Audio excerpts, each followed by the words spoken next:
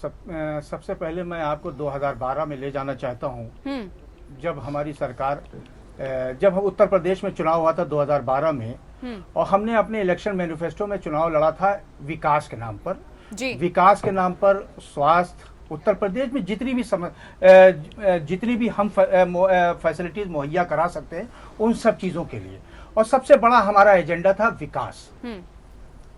जब 15 मार्च 2012 को हमारे उत्तर प्रदेश के मुख्यमंत्री श्री अखिलेश यादव जी ने शपथ ली तो हमारा एक एजेंडा था सिर्फ विकास, और हम उसी एजेंडे पर उत्तर प्रदेश में काम आज तक 2016 जब 5 अप्रैल आज हो गया, अभी तक हम अपने एजेंडे से कहीं इधर से उधर नहीं हुए। विकास का एजेंडा जो हमारा कल था वही आज है, और 2017 में भी हमारा एजेंडा होगा विकास का। जी जैसा हमारे कांग्रेस के मित्र बोल रहे थे कि किस किस चीजों पे कैसे कैसे काम, कैसे क्या क्या, उसमें मैं आपको एक सबसे पहले मिसाल दूंगा उत्तर प्रदेश में बिल्कुल सड़कों का।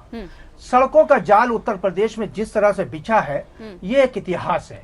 आज तक के आप आजादी से अब तक, मैं मानता हूं कि आजादी जब हुई होगी तब इस तरह का इंफ्रास्ट्रक्चर नहीं रहा होगा, उस वक्त इस तरह की सड़कें, मगर आप पिछले 15-20 साल में देखिए जो जो सरकारें आई उत्तर प्रदेश के अंदर, भाजपा बसपा गठबंधन सरकार आई 2 बार 3 बार, कोई सड़कों का निर्माण नहीं, किसी तरह का पुल का निर्माण नहीं, किसी तरह पे स्वास्थ्य के मामले में किसी तरह की किसी ने कोई गंभीरता नहीं दिखाई।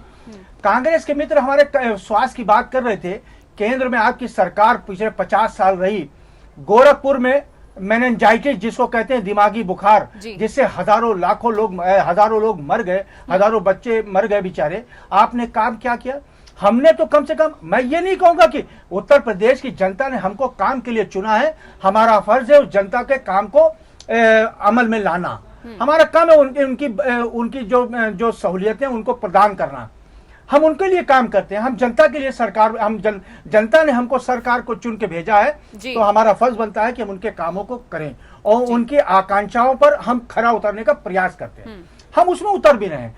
दूसरी चीज आप देखिए एजुकेशन पर, मैं स्वास्थ्य की बात कर रहा हूँ, शिक्षा जिसको कहते हैं, शिक्षा। आपने कहा यूपी की जनता ने आपको चुन के भेजा है विकास के लिए, काम के लिए।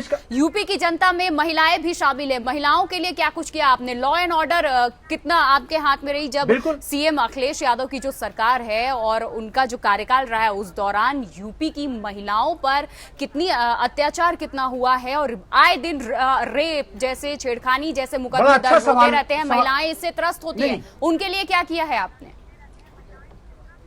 प्रिया आपने बड़ा अच्छा सवाल उठाया है।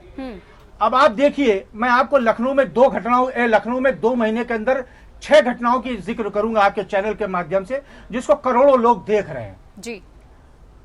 एक पुत्र अपने पिता को इसलिए मार देता है क्योंकि उस पिता ने अपने पुत्र को शराब के पैसे नहीं दिए थे। एक पुत्र अपने पिता को इसलिए मार देता है क्योंकि उनको जमीन के जो जायदाद में हिस्सा नहीं दे रहा था, इसलिए मार देता है। एक पति अपने पत्नी को इसलिए मार देता है कि उसको लगता है कि उसका चरित्र, मैं ये नहीं कहूंगा उसका चरित्र कैसा था, जो उसका पति कहता है जिसलिए उसने मार दिया था, यह कानून व्यवस्था इसमें कहीं नहीं आती है।